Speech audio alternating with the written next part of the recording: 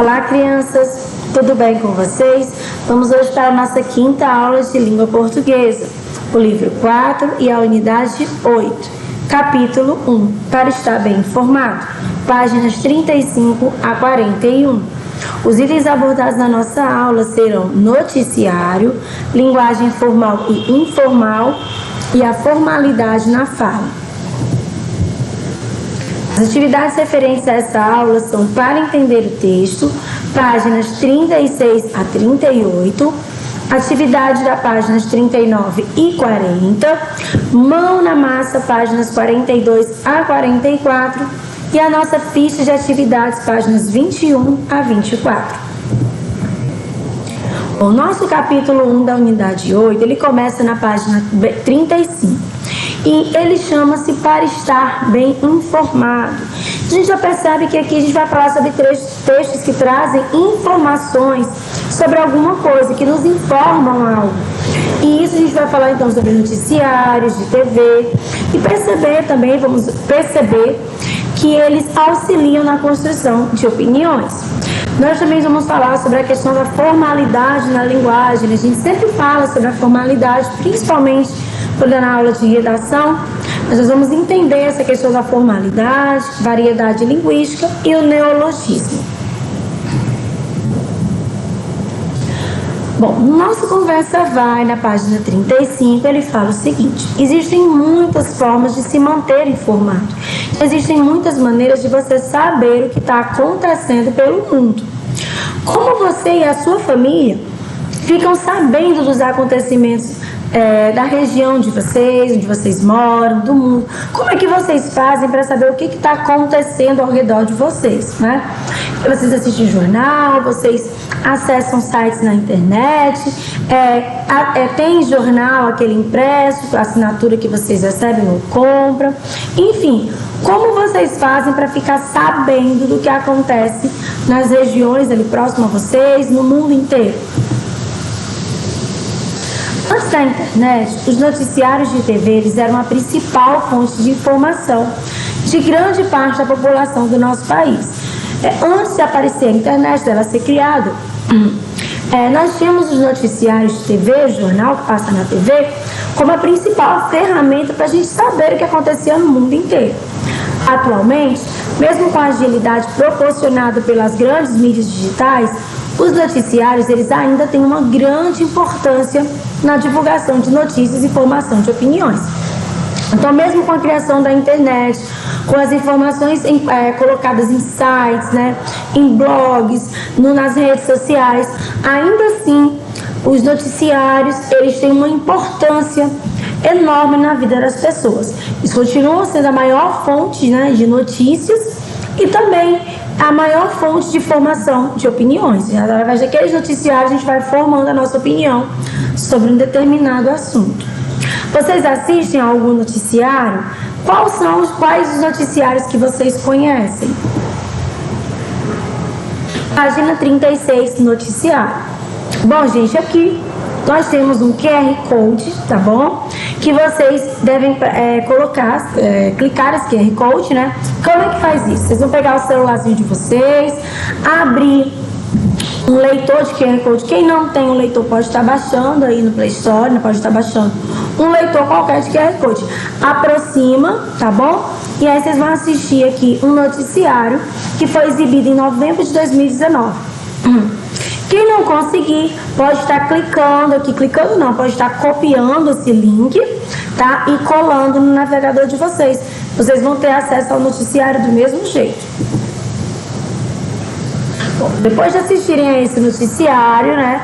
Vamos aqui para a nossa atividade, página 36, para entender o texto. Primeira questão. O noticiário inicia com uma vinheta. Um vídeo curto, com imagens e som. Qual o objetivo da vinheta? Bom, gente, o objetivo é anunciar que vai iniciar o noticiário. Vinheta é aquela musiquinha antes de você começar o noticiário, um programa de TV. Segunda questão. Os noticiários são também chamados de telejornais ou simplesmente de jornais. O vídeo a que assistimos é do jornal Hoje. bom? Passa na Rede Globo, né? Mas a apresentadora refere-se a ele com outro nome.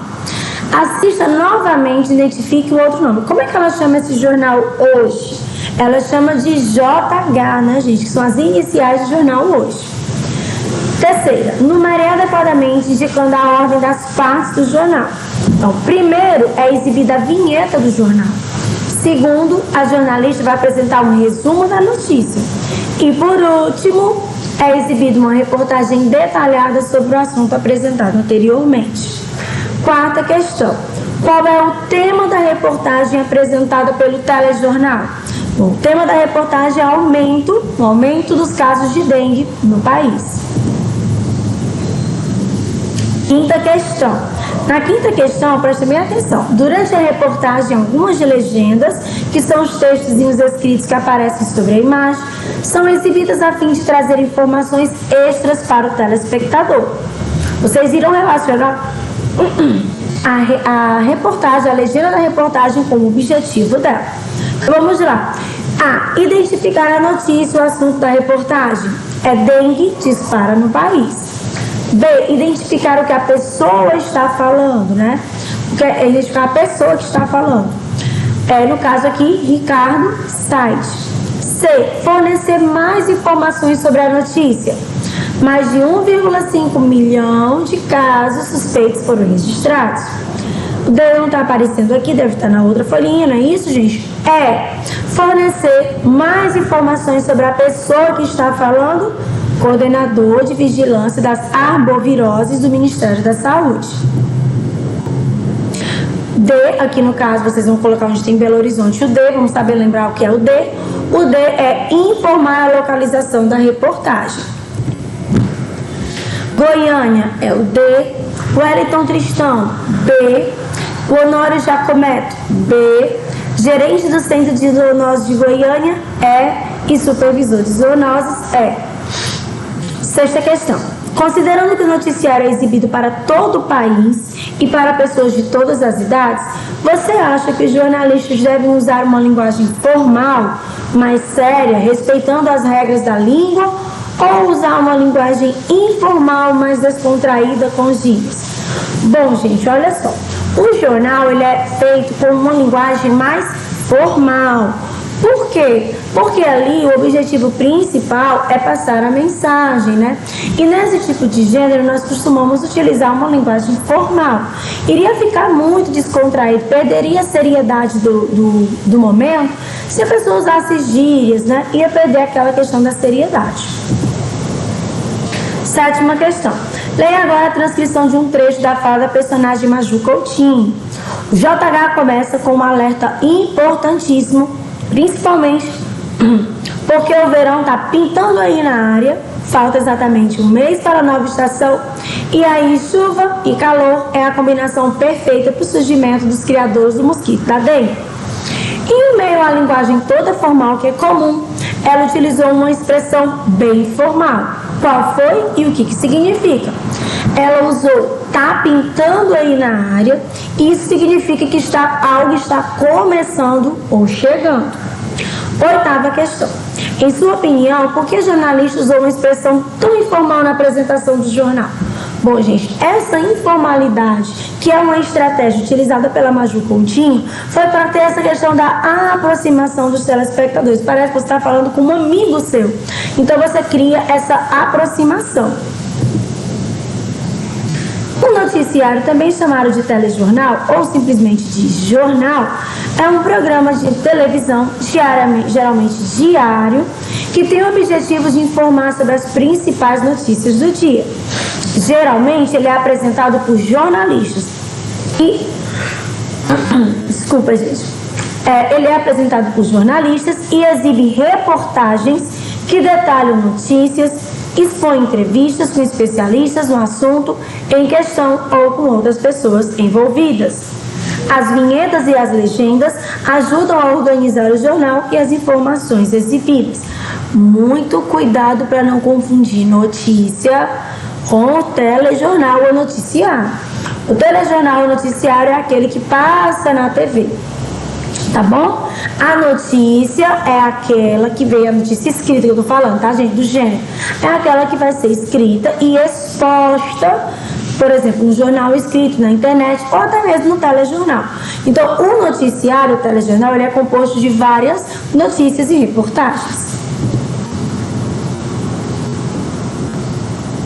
Agora nós vamos falar sobre linguagem formal e informal. Vamos observar aqui algumas situações. Primeira situação. Copacabana Palace fecha pela primeira vez em 97 anos devido ao coronavírus. B.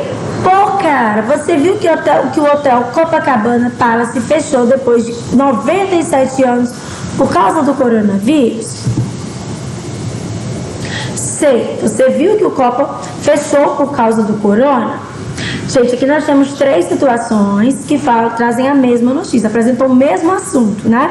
Que é o fechamento do hotel Belmont Copacabana Palace devido ao coronavírus. Entretanto, dependendo do contexto, a linguagem é diferente. Você pode observar que depende da situação. Lá no telejornal, no noticiário, a linguagem foi formal. No segundo, a linguagem foi informal, porque eu estava conversando com um colega. E no terceiro, também. Agora a gente vai analisar novamente essas situações e completar o nosso quadro. Ilustração A, que é a do telejornal. É uma situação mais séria e respeitosa. É uma linguagem mais cuidadosa, mais elaborada. Não tem gírias. É uma situação íntima? Não, né, gente? Ali não é uma situação íntima com amigos e familiares. A linguagem é descontraída com gírias? Não. Já a minha ilustração B, o que acontece nela? É uma situação íntima, está conversando ali com um amigo e tem uma linguagem descontraída com gírias. Mesma coisa acontece na minha situação C. A linguagem formal, também chamada de registro formal, é usada em contextos em que não há familiaridade entre os interlocutores ou em situações que exigem mais seriedade. Gente, a linguagem formal ela é uma linguagem que vai seguir as normas gramaticais. Não tem gíria, não tem aquela marca de oralidade, ela é uma situação mais séria. Ela é utilizada em noticiários, discursos políticos, pronunciamentos de autoridades, reuniões de trabalho, entrevistas de emprego, palestra, conferência e redações escolares. Ao empregá-la, é importante seguir as normas da língua portuguesa, não é isso? E pronunciar as palavras com clareza e precisão. Já a informal é aquela que a gente usa no nosso dia a dia, conversando com os nossos familiares, com os nossos amigos.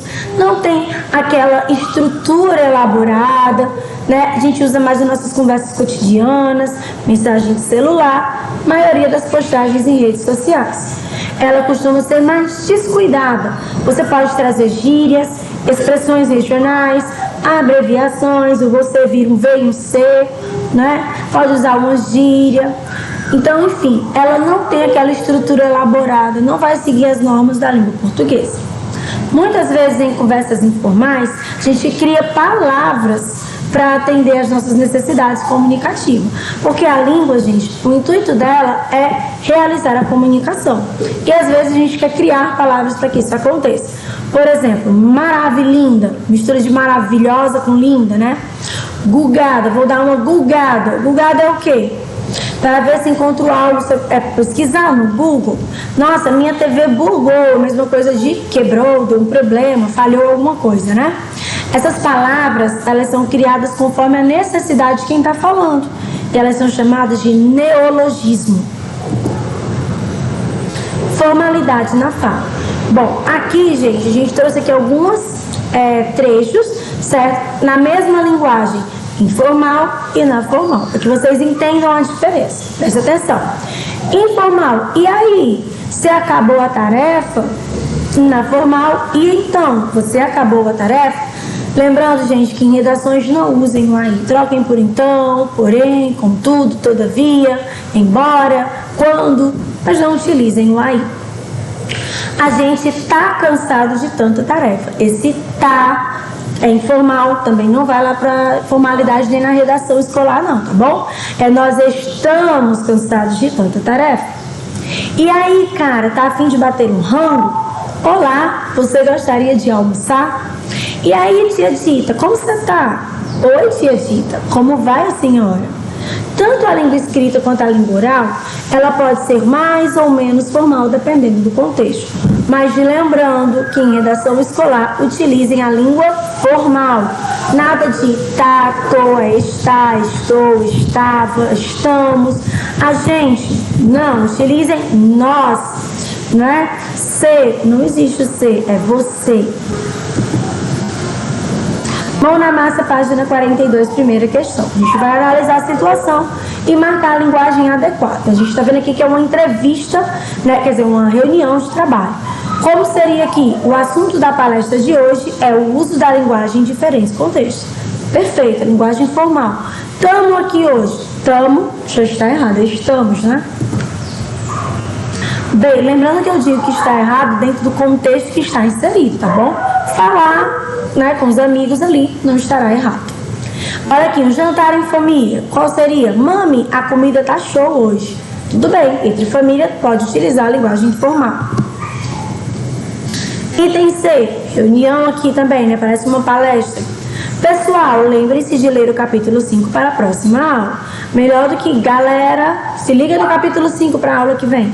O professor não vai agir dessa maneira, né? Que é uma aula, provavelmente uma aula universitária, e a pessoa utiliza uma linguagem mais formal. Item D.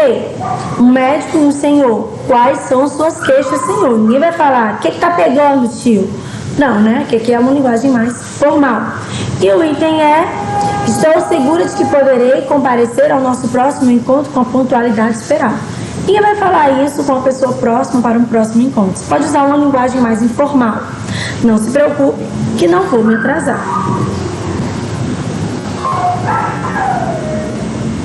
44, item F, que também podemos ver que é uma palestra, né? Pretendemos estabelecer um diálogo com os demais deputados para resolver a questão da alta dos impostos, aqui bem mais formal, né? Agora nós iremos corrigir a nossa ficha de atividades. Página 11, tarefa de casa da aula passada. Ler o poema Urgente de Sérgio Caparelli. Uma gota de orvalho caiu hoje às 8 horas do dedo anular direito do Cristo Redentor, no Rio de Janeiro. Seus restos não foram encontrados. A polícia não acredita em acidente. Suspeito o vento. Os meteorologistas, os poetas e os passarinhos choram inconsoláveis. Testemunha presenciou a queda. Horrível. Ela se evaporou na metade do caminho. Item A. Esse texto é um poema concreto, mas tem semelhança com outro gênero. Aqui qual seria? A notícia, porque ele está noticiando a queda de uma gota. Bem, qual é a imagem formada por esse poema? A gente pode perceber as letrinhas ali, ela se posiciona formando a estátua do Cristo Redentor, localizada no Rio de Janeiro. C. Esse poema, ele é composto de 23 versos divididos em 2 estrofes. Tá? Então ele tem 23 linhas, né, 23 versos, e 2 estrofes, são 2 conjuntos de versos. Item D. De acordo com o texto, o que aconteceu? O que aconteceu conforme o texto, gente? Uma gota de orvalho caiu. Quando isso aconteceu? Hoje, às 8 horas da manhã. Onde aconteceu? No Cristo Redentor, no Rio de Janeiro. E por que aconteceu? Porque estava ventando.